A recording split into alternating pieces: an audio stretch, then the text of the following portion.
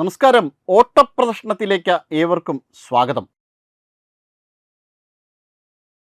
ചൈനയുടെ military spokes person അമേരിക്കയ്ക്കെതിരെ ഒരു dialogue കാച്ചിയിട്ടുണ്ട്. ഇനി തായ്വാൻ ഇഷ്യൂവിൽ അമേരിക്ക ഇടപെട്ടാൽ ചൈനയുടെ ആണവായുധങ്ങളൊന്നും വെറുതെ വച്ചിരിക്കുന്നതല്ല, ആക്രമിക്കുവാനുള്ളത് എന്ന് അമേരിക്ക മറക്കണ്ട എന്നാണ് ചൈനയുടെ മിലിറ്ററി സ്പോക്സ് പേഴ്സൺ പറഞ്ഞിരിക്കുന്നത്.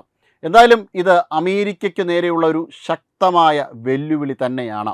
അമേരിക്ക ദുർബലമാകുന്നതോടുകൂടി തായ്വാൻ വിഷയം വീണ്ടും സങ്കീർണമാകും എന്ന ഇതിനോടകം തന്നെ പല നിരീക്ഷകരും പറഞ്ഞിരുന്നു. പ്രത്യേകിച്ചും പശ്ചിമേഷ്യൻ യുദ്ധം കടുത്തിരിക്കുന്ന ഒരു സാഹചര്യത്തിൽ അമേരിക്കയുടെ സാമ്പത്തിക സംവിധാനത്തിനെയും സൈനിക ശേഷിയെയും ഇത് വല്ലാതെ ഉലച്ച കാലത്ത് ഇത്തരം എന്തെങ്കിലും സംഭവിക്കും എന്ന് ലോകത്തിന് തന്നെ അറിയാമായിരുന്നു, സുനിശ്ചിതമായിരുന്നു. ഇതിപ്പോൾ വെളിവായിരിക്കുകയാണ്. എന്തായാലും ഇത്തരത്തിലുള്ള ഒന്ന് ഇതാ സംഭവിച്ചു കഴിഞ്ഞു. പക്ഷേ അമേരിക്കയെ സംബന്ധിച്ചിടത്തോളം ഇപ്പോഴും അമേരിക്കയുടെ സൈനിക സംവിധാനവും സാങ്കേതിക വിദ്യയും ഒക്കെ ചൈനയേക്കാൾ വലുതാണ്. പക്ഷേ ചൈന തുറന്നു പറഞ്ഞത് ഇങ്ങനെയാണ്: അമേരിക്ക ഒരു വയസ്സൻ സാമ്പത്തിക വ്യവസ്ഥിതിയാണ്. അതുകൊണ്ട് തന്നെ ചൈനയ്ക്ക് അമേരിക്കയെ ഒട്ടും ഭയപ്പെടേണ്ടതില്ല. അമേരിക്കയെ തകർത്തെറിയുവാനുള്ള ശേഷി ഇന്ന് ചൈനയ്ക്കുണ്ട് എന്ന തരത്തിലാണ് ചൈന അമേരിക്കയ്ക്കെതിരെ സംസാരിച്ചത്. എന്തായാലും ഇത് പൂർണ്ണാർത്ഥത്തിൽ തന്നെ ഓരോ വാക്കുകളിലൂടെയും ചൈന വ്യക്തമാക്കിക്കൊണ്ടേ ഇരിക്കുകയാണ്. പക്ഷേ ചൈനീസ് റഡാറുകളും ചൈനീസ് ആയുധങ്ങളുമൊക്കെ തകർത്തെറിയപ്പെടുന്ന അല്ലെങ്കിൽ ദുർബലമാകുന്ന കാഴ്ച ലോകം പലതവണ കണ്ടിട്ടുള്ളതാണ്. JY-27 ചൈനയുടെ റഡാർ സംവിധാനം തകർത്തെറിഞ്ഞുകൊണ്ടാണ് പാകിസ്ഥാനിൽ ഇന്ത്യ ആക്രമണം നടത്തിയത്. അതോടൊപ്പം തന്നെ വെനസ്വലയിൽ ഇതേ റഡാർ സംവിധാനം ഉണ്ടായിരുന്നു. ഈ റഡാർ സംവിധാനത്തെ തകർത്തെറിയുവാൻ വേണ്ടി അമേരിക്കയ്ക്ക് സാധിച്ചു. ഇറാനിലും ഒക്കെ ഇതൊക്കെയാണ് സംഭവിച്ചത്. അതായത് ചൈനയുടെ ആയുധങ്ങൾ, ചൈനയുടെ റഡാർ സംവിധാനങ്ങൾ അത്യധികം ദുർബലമാണ്. ആയുധങ്ങൾ ഒട്ടും തന്നെ നമുക്ക് വിശ്വസിക്കാൻ പറ്റുന്നവയല്ല എന്ന പലതവണ ചൈന തെളിയിച്ചിട്ടുണ്ട്. ഈ ചൈനയുടെ ആയുധങ്ങൾ ഉപയോഗിച്ചുകൊണ്ടാണോ ചൈന അമേരിക്കയ്ക്കെതിരെ യുദ്ധം ചെയ്യാൻ പോകുന്നത് എന്ന ചോദ്യം സ്വാഭാവികമായും ഉയരാം. പക്ഷേ എല്ലായിടത്തും അങ്ങനെയല്ല. ചൈന സ്വന്തമായി ഉപയോഗിക്കുന്ന ആയുധങ്ങളൊക്കെ തന്നെ കേപ്പബിൾ ആണ് എന്ന തരത്തിലാണ് റിപ്പോർട്ടുകൾ വരുന്നതും. എന്തായാലും കളി കണ്ടു തന്നെ അറിയേണ്ടിയിരിക്കുന്നു. പക്ഷേ ചൈന കയറ്റുമതി ചെയ്യുന്ന ആയുധങ്ങൾക്ക് ഇപ്പോൾ പഴയതുപോലെ ഡിമാൻഡില്ല. ചൈനയെ അപേക്ഷിച്ച് ചൈനയേക്കാൾ മുകളിലേക്ക് ഇന്ത്യ ആയുധ നിർമ്മാണത്തിലും ആയുധങ്ങളുടെ എക്സ്പോർട്ടിലും എത്തുവാൻ ഇനി ഏതാനും വർഷങ്ങൾ മാത്രം മതി. ചൈനയുടെ ഡിഫൻസ് എക്സ്പോർട്ടിംഗ് ഇപ്പോൾ തന്നെ 3 ബില്യൺ മുതൽ 5 ബില്യൺ വരെയാണ്.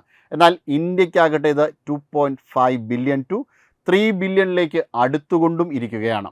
2.5 ബില്യണാണ് ഇപ്പോഴത്തെ ഇന്ത്യയുടെ പ്രതിരോധ രംഗത്തെ കയറ്റുമതിയെങ്കിൽ ഇനി അത് 3 ബില്യണിലേക്ക് കുതിച്ചുകൊണ്ടിരിക്കുകയാണ്. ഓപ്പറേഷൻ സിന്ധൂറിന് ശേഷമാണ് ഇന്ത്യയുടെ ആയുധങ്ങൾക്ക് ഇത്രയേറെ ഡിമാൻഡ് ഉണ്ടായിരിക്കുന്നത്. പ്രത്യേകിച്ചും ബ്രഹ്മോസ് മിസൈലുകളുടെയൊക്കെ സാങ്കേതികവിദ്യ ലോകത്തിന് അത്യധികം ഇഷ്ടപ്പെട്ടിട്ടുണ്ട്. അതുകൊണ്ട് തന്നെ പല രാജ്യങ്ങളും ഇന്ത്യയുടെ ആയുധങ്ങൾ ഇറക്കുമതി ചെയ്തുകൊണ്ടേയിരിക്കുകയാണ്. പ്രത്യേകിച്ച് സൈപ്രസും അർമേനിയയിലുമൊക്കെ ഇന്ത്യ കയറ്റുമതി നടത്തുന്നുണ്ട്. ഏകദേശം 86ഓളം രാജ്യങ്ങളിൽ ഇപ്പോൾ തന്നെ ഇന്ത്യ കയറ്റുമതി ചെയ്യുന്നുണ്ട്. ഇന്തോനേഷ്യയും ഓസ്ട്രേലിയയും ഒക്കെ ഇന്ത്യയിൽ നിന്ന് ആയുധങ്ങൾ വാങ്ങുന്നുണ്ട്. അതോടൊപ്പം അമേരിക്ക ഇന്ത്യൻ ആയുധങ്ങളുടെ ഹാർഡ്വെയറുകൾ അവർക്കാവശ്യമായ ഹാർഡ്വെയറുകൾ ഇന്ത്യ നിർമ്മിച്ച് നൽകിയിട്ട് കുറച്ചധികം കാലങ്ങളായി നിർമ്മിച്ച് നൽകിക്കൊണ്ടേയിരിക്കുകയാണ് കുറച്ച് കാലങ്ങളായി. അപ്പോൾ ഇത്തരത്തിലാണ് ഇന്ത്യയുടെ ആയുധ വിപണി സജീവമായിട്ട് മുന്നോട്ട് പോകുന്നത്. ഇത് ലോകത്തിലെ ഏതൊരു രാജ്യത്തിനും വലിയ വെല്ലുവിളി തന്നെയാണ് തീർക്കുന്നത് എന്നുള്ള കാര്യം ഉറപ്പാണ്. അമേരിക്കൻ സൈനിക സംവിധാനങ്ങൾ പോലും ഇന്ത്യയുടെ ഈ ആയുധങ്ങൾ ഇറക്കുമതി ചെയ്യുന്നുണ്ട് എങ്കിൽ തീർച്ചയായിട്ടും ഭാരതം കുതിക്കുകയാണ് ലോകത്തിൻ്റെ നെറുകയിലേക്ക്. ഇന്ത്യയുടെ പ്രതിരോധ വകുപ്പ് മന്ത്രിയായ രാജ്നാഥ് സിംഗ് തന്നെ പ്രഖ്യാപിച്ചിട്ടുണ്ട് 20 മുതൽ 30 വർഷങ്ങൾക്കകം ഇന്ത്യ ലോകത്തിലെ ഏറ്റവും വലിയ ആയുധ കയറ്റുമതി രാജ്യമായി മാറും എന്ന്.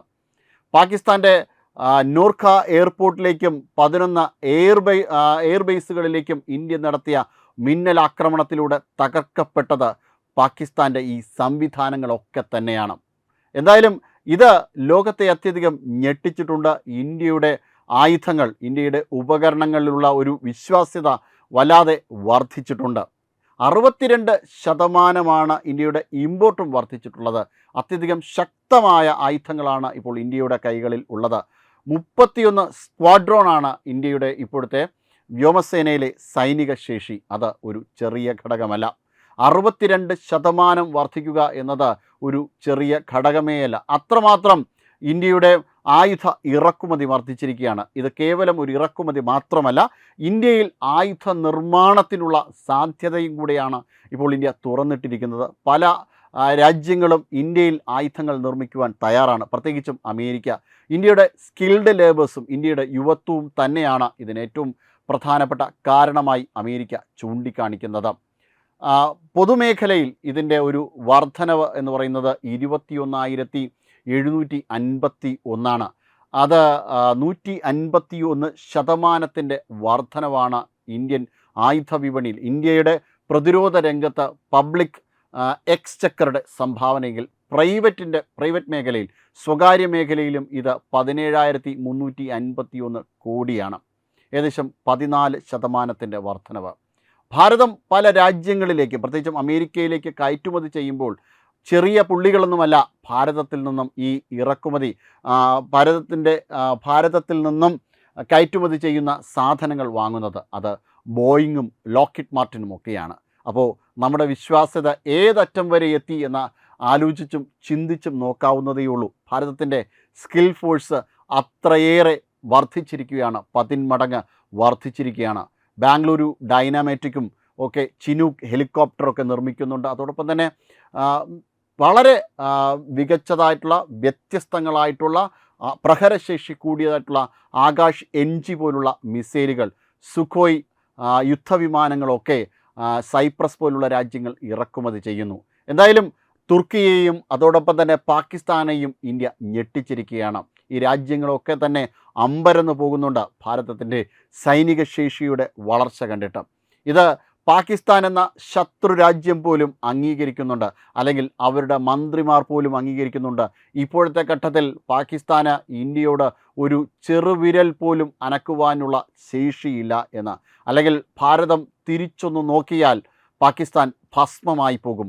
അത്രമാത്രം മികച്ച സൈനിക സംവിധാനമാണ് ഭാരതത്തിനുള്ളത്. എന്തായാലും 30 വർഷത്തിനകം ഭാരതം ലോകത്തിൻ്റെ നെറുകയിലേക്ക് എത്തും എന്നുള്ള കാര്യം ഉറപ്പാണ്. ഭാരതം ലോകത്തെ നിയന്ത്രിക്കും. അത് ലോകത്തിനും ഒരു ആശങ്കയുമില്ല. കാരണം ഭാരതത്തെ ലോക രാഷ്ട്രങ്ങൾക്കെല്ലാം തന്നെ വിശ്വാസമാണ്, പ്രത്യേകിച്ചും അമേരിക്കയ്ക്ക് വിശ്വാസമാണ്. അതുകൊണ്ട് തന്നെയാണ് ഷാങ്ക്രില ഡയലോഗിൽ വച്ച ഹെക്സെത്ത് മാധ്യമപ്രവർത്തകയോട് പറഞ്ഞത്, ഭാരതം കുതിക്കുന്നതിൽ അമേരിക്കയ്ക്ക് ഒരു ആശങ്കയുമില്ല. ഭാരതം സൈനിക ശക്തിയായി മാറിക്കഴിഞ്ഞാൽ അത് ലോകത്തിന് പിന്തുണയേ ഉണ്ടാകുള്ളൂ, ലോകത്തിന് ഒരു നാശവും ഉണ്ടാക്കില്ല. വെബ് ഡെസ്ക് തത്വമൈ ന്യൂസ്.